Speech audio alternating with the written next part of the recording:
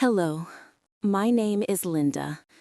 I'm 68 years old, and today I'm going to share with you the most painful and at the same time most transformative story of my life. It's about my granddaughter Ellen and how we almost lost each other forever. It all started 14 years ago when my son Raphael showed up at my door with a 6-month-old baby in his arms and his eyes red from crying. "Mom," he said with a broken voice, "Carla left me. She said she doesn't want to be a mother, that she's going to travel to Europe and doesn't want any contact with the child." I looked at that little doll with those blue eyes just like my son's, and my heart broke. Not for Carla, who chose to abandon her own daughter, but for that innocent child who wasn't to blame for anything. "Rafa," I said, "you know you can count on me for everything. But tell me something. Do you really want to raise this girl? Because being a single father isn't easy." He looked at me with a determination I hadn't seen since he was a child and said, "Mom, I love my daughter more than my own life, but I need to work. I need to make a living. Can you help me take care of her during the day?" At that moment, I made a promise that completely changed the course of my life. I looked at that little baby and said, "Ellen, Grandma Linda is going to take care of you as if you were my own daughter. You'll never lack anything. You'll never feel abandoned. I promise." And that's exactly what I did. Raphael worked from 7 a.m. to 5 p.m., and Ellen stayed with me. I was the one who gave her first baby food. I was the one who taught her to walk. I was the one who stayed awake all night when she had a fever. I was the one who took her to the doctor, to the park, to preschool. You have no idea how special this girl was. She called me Mommy Linda until she was 3 years old, until she understood that I was Grandma and Daddy was Raphael. But even after that, we were inseparable. She slept in my bed when she had nightmares, told me all her school secrets, asked my opinion on choosing her little outfits. At 8 years old, when other children asked where her mother was, Ellen would respond with her chest puffed out, "My mom lives in heaven, but I have Grandma Linda, who's better than any mother in the world." I thought it would be like that forever, that our bond was unbreakable, that all the love I had dedicated to her in her first years of life would be enough to keep us together eternally. How wrong I was. When Ellen turned 12, some things started to change. Small things at first. She became more reserved, began questioning some house rules, started preferring to stay in her room instead of watching soap operas with me in the living room. It's normal, I thought. She's growing up, wants more independence. Raphael thought it was normal too. "Mom, she's becoming a young lady. It's natural that she wants more privacy." But when she turned 13, I realized it wasn't just a matter of growing up. It was something deeper. She started looking at me with a kind of irritation I had never seen before, as if my presence bothered her, as if my questions were invasive, as if my care was suffocating. And then came age 14, the age that almost destroyed everything we had built together. The age that made me question whether all my love had been worth it. The age that taught me that loving someone sometimes means being willing to break your own heart to save the other person's heart. Because it was at 14 that Ellen said the 3 words I never thought I'd hear from her mouth. Words that made me cry for weeks and that changed our relationship forever. The first time Ellen disrespected me was on a Thursday I'll never forget. It was March, it was blazing hot, and she came home from school complaining about everything: the uniform, the food, having to do homework. "Ellen, my dear," I said, "go take a cold shower and you'll feel better. Then we'll make that strawberry smoothie you love." Her response was like a slap in the face. "Linda, stop talking to me like I'm a child. I'm already 14 years old." Linda. She called me Linda. Not Grandma, not Grandma Linda, just Linda, as if I were some stranger. "Ellen," I responded, trying to stay calm, "that's not how you talk to me. I'm your grandmother and I deserve respect." "Respect?" She let out a sarcastic laugh that cut deeper than any scream. "You want respect? Then respect me first. Stop treating me like a baby."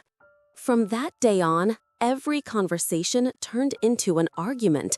I would ask how school was. She would answer normal without looking up from her phone. I would ask her to help me with something around the house. She would grumble that she wasn't a maid. I tried to talk about her friends. She said I was too nosy.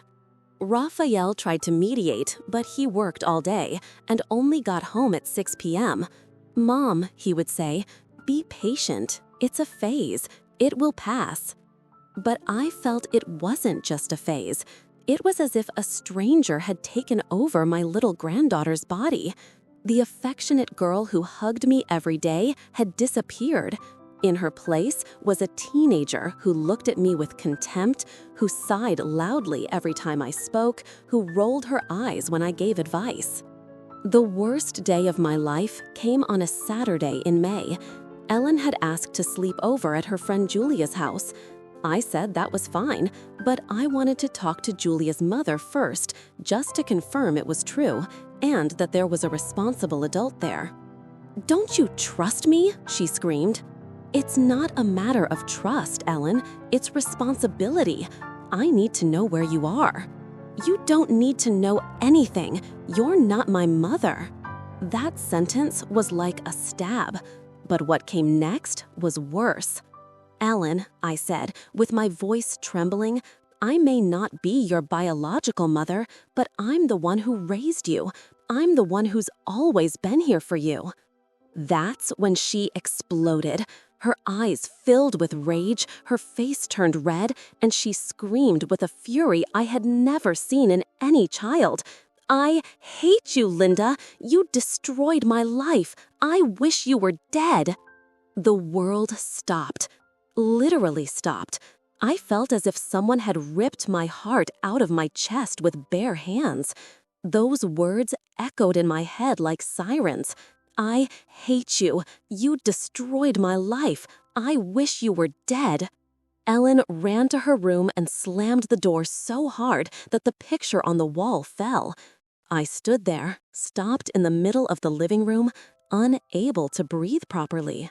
You who are grandparents know how painful it is to hear that from a grandchild. But coming from Ellen, coming from the girl I raised as a daughter, whom I loved unconditionally for 14 years, whom I sacrificed my own life to care for, it was like dying inside. I locked myself in my room and cried like I hadn't cried since my husband's death. I cried until I had no more tears. I kept wondering where I had gone wrong, what I had done so terrible to deserve so much hatred. That night, when Raphael came home and saw my state, he was desperate. "Mom, what happened? Are you okay? Where's Ellen?" And that's when I had to make the most difficult decision of my life, a decision that almost ended our family, but that in the end, well, you'll understand in the next chapters why sometimes you need to step away to be able to truly get closer. After that terrible night, I made a decision that to this day divides opinions in my family. A decision that my son Raphael thought was extreme, that my siblings criticized, but that my grandmother's heart knew was necessary. I decided to distance myself from Ellen. It wasn't out of resentment, although I confess I was heartbroken. It wasn't out of giving up, because a grandmother never gives up. It was because I understood something that took me 68 years to learn. Sometimes loving someone means giving space for that person to discover the value of your love.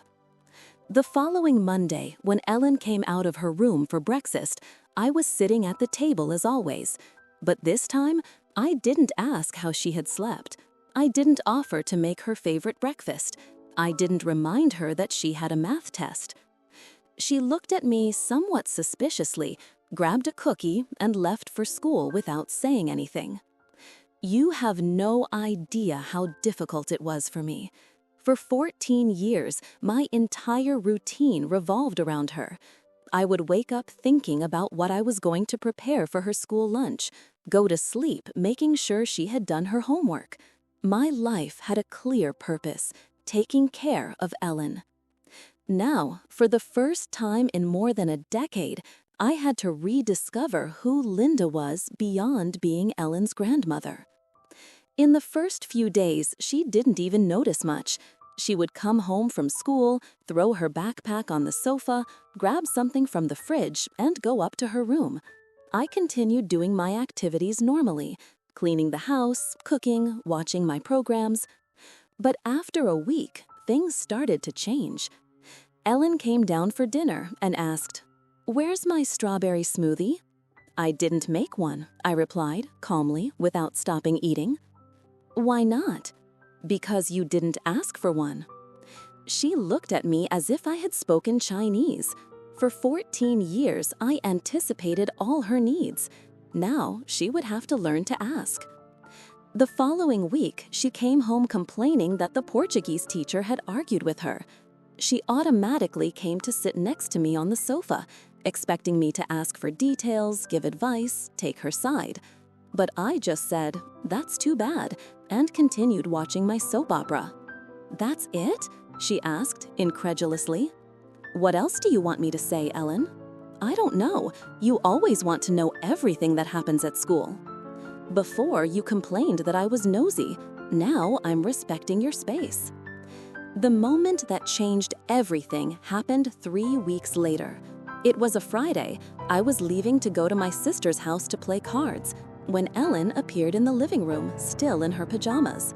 "Are you going out?" she asked. "Yes, I'm going to Aunt Marcia's." "What about my lunch?" I stopped at the door and looked at her. "Ellen, you're 14 years old. You know how to heat food in the microwave. The fridge is full." "But you always leave my plate ready." "Before, you complained that I treated you like a child. Now you can manage on your own." I left home and spent the entire day at my sister's house. Marcia noticed I was different. "Linda, you haven't mentioned Ellen once today. Did you two fight?" "We didn't fight," I replied. "I'm just giving her what she always asked for, independence." When I returned home at 5 p.m., I found Ellen sitting on the living room sofa, waiting. She wasn't in her room, she wasn't on her phone. She was there, clearly waiting for me. "Hi," she said, with a different voice, lower, less aggressive. "Hi," I replied, and went straight to my room to change clothes. "Linda," she called me when I was already going upstairs. I stopped and looked at her. For the first time in months, there was no irritation in her look. There was something I couldn't quite identify. Confusion, sadness, longing. "What is it, Ellen?" "Nothing," she said quickly. "Just nothing." That night, Raphael came home worried. "Mom, Ellen called me at work crying. She said you were being strange with her. What's happening?" That's when I had to explain my strategy to my son. And that's when I discovered that sometimes the most difficult decisions are the ones that generate the most conflict with those we love. Because Raphael didn't understand. And what happened in the conversation with my son almost made me give up everything. "Mom, have you lost your mind?" were Raphael's first words when I explained my strategy. "Ellen called me crying at work. She said you're ignoring her, that you don't care about her anymore." I took a deep breath and looked at my son. "Raphael, sit here and I'll explain something to you." "There's nothing to explain, Mom. The girl is confused, hormones all over the place, and you abandon her right now?" "Abandon? That word hurt more than all of Ellen's insults combined, because I knew I wasn't abandoning her. I was doing exactly the opposite. I was saving our relationship before it was too late. "Raphael," I said, with the calmest voice I could manage, "I raised this girl for 14 years. I gave her everything I had. And you know what I got in return in the last argument? I hate you and I wish you were dead. Does that seem normal to you?" "It's adolescence, Mom. Every teenager says things like that when they're angry. And every grandparent has to accept being disrespected because it's a phase?" What you need to understand is that at that moment, I felt completely alone. My son thought I was wrong. My sister Marcia thought I was being dramatic. My neighbor, Mrs. Conception, said I was being cruel to the girl. "Linda," she told me, "Ellen only has you as a mother. You can't punish her like this." Everyone had an opinion about how I should act. Everyone knew better than me what was good for my granddaughter. But no one had been through what I had been through. No one had heard those poisonous words coming from the mouth of a child they had raised with so much love. But you know what kept me firm in my decision? The certainty that I wasn't doing that out of revenge or stubbornness. I was doing it because for the first time in 14 years, I truly saw my granddaughter. You'll think what I'm going to say is strange, but in Ellen's first years of life, I didn't see her as an individual person. I saw her as an extension of myself, as my second chance to be a mother, as my personal project to raise a perfect girl. When she told me I had destroyed her life, it was as if a veil had fallen from my eyes. I realized that, unintentionally, without malice, but I realized I was suffocating her. Every morning, I would wake up thinking, what will Ellen need today? I anticipated every need, solved every problem before it even appeared, made decisions for her before she had a chance to think. I thought I was being a dedicated grandmother. Actually, I was preventing her from growing. When she complained that I was nosy, I thought, ungrateful child, doesn't recognize my effort. Now I understood. She wasn't being ungrateful. She was asking to breathe. And it was in that 4th week of my silent treatment that I began to see subtle changes in Ellen. She started coming down for dinner without being called. She started helping with the dishes without me asking. She started saying good morning to me. Small things, but significant. One night, she came near me while I was watching TV and said, "Linda, can I sit here?" "Of course," I replied. We watched television in silence for about 20 minutes. Then she said, without looking at me, "Are you mad at me?" "No, Ellen, I'm not mad." "Then why are you different?" I looked at her and saw, for the first time in months, the girl I knew. Not the rebellious teenager, not the irritated person who criticized everything. I saw my granddaughter, confused, insecure, but still my granddaughter. "Ellen," I said, "you told me that I destroyed your life, that you hated me, that you wished I were dead. If that's how you feel, I thought it was better to give you space." She was silent for a long time. Then, with a small voice, she said, "I didn't mean that." "But you said it." "I was angry." "I know, but the words hurt just the same." It was at that moment that something I didn't expect happened. Ellen started to cry. Not that tantrum cry of a child, a real cry from someone who was carrying a very heavy weight on their shoulders. "Linda," she said between sobs, "I don't know what's happening to me. I wake up irritated, go to sleep irritated. Everything bothers me. Even you breathing near me irritates me, and I know that's horrible." And it was at that moment that I understood something that changed my perspective forever. something that every grandmother needs to know about teenagers. When I saw Ellen crying like that, my grandmother instinct screamed, "Hug her, console her, tell her everything's okay." But something inside me said, "Wait, let her talk." And it was the best decision I made. "Linda," she continued, "I know you love me. I know you did everything for me.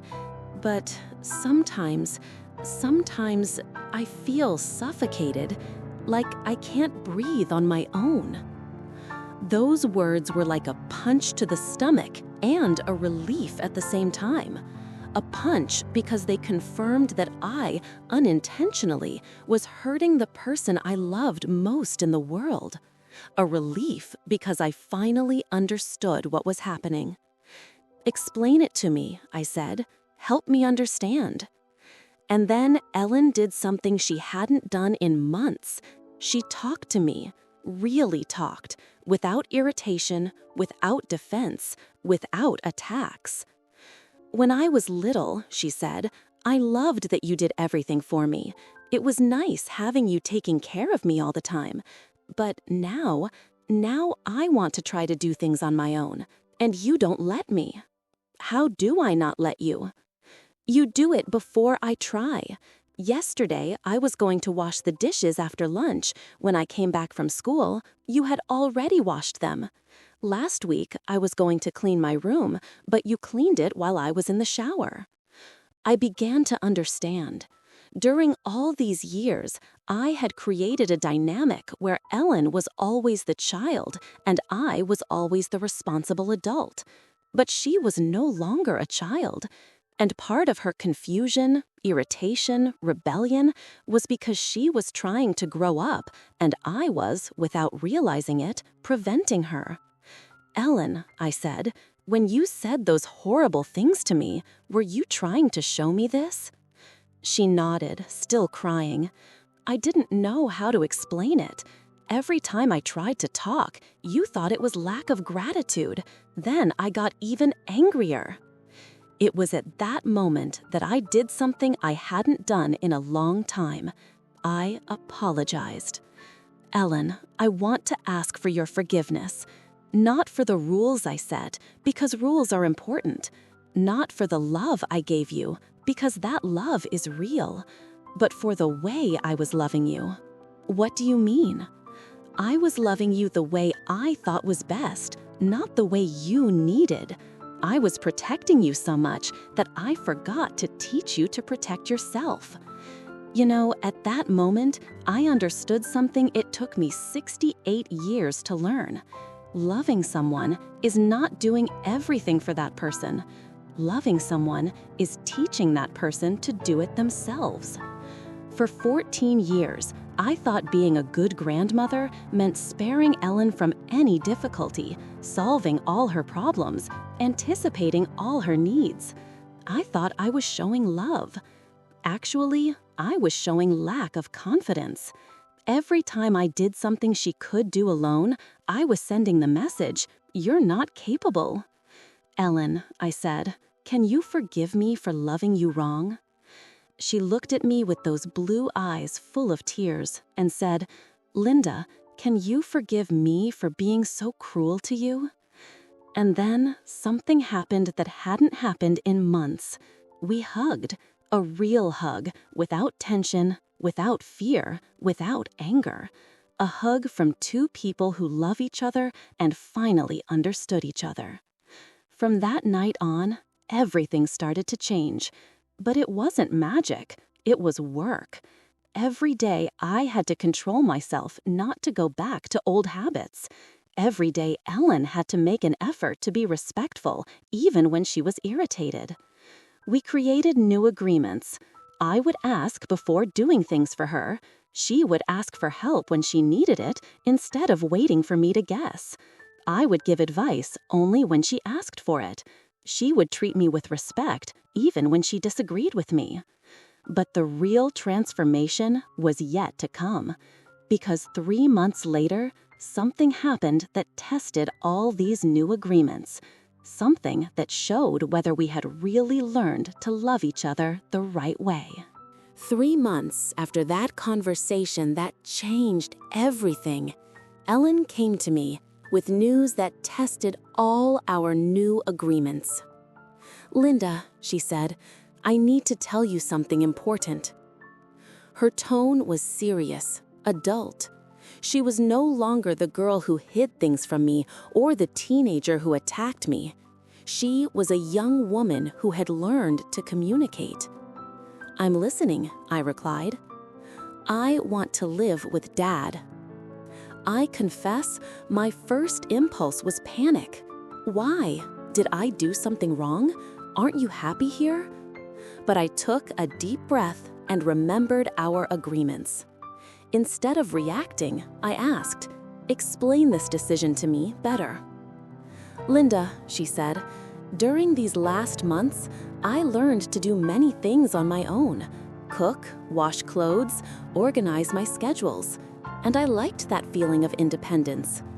But here in your house, even with all our agreements, I'm still the granddaughter you raised. I want to discover who I am as my father's daughter." Those words were too wise for a 14-year-old girl, and I knew where that wisdom came from our months of honest conversation, from learning to express herself without attacking, from thinking before speaking. "What does Raphael think about this?" I asked. "He said the decision is mine, but that I need to talk to you first, because you're the most important person in my life." The most important person in your life. After everything we went through, after "I hate you and I wish you were dead," hearing that was like being reborn. "Ellen," I said, "you know this house will always be your house, right? You can come back whenever you want. You can come for Sunday lunch. You can spend vacations here." "I know," she smiled. "But Linda, I need to learn to be truly independent. And while I'm here, even without you doing everything for me, I still feel too protected. Do you understand?" And I understood. Perfectly. At that moment, I did something the Linda from 6 months ago would never be able to do. I supported my granddaughter's decision, even though it hurt my heart. "Ellen," I said, "I'm proud of you. You're making a mature, thoughtful decision, and you're communicating it respectfully. Aren't you sad?" "Of course I'm sad. You were the center of my life for 14 years. But I'm more proud than sad, because I see that I managed to raise a courageous, independent, and caring young woman." Ellen moved to Raphael's house a month later. In the first few days, I confess, the house became very quiet, very empty. But it also became full of something new: peace. Peace because for the first time in more than a decade, I didn't have to constantly worry about another person.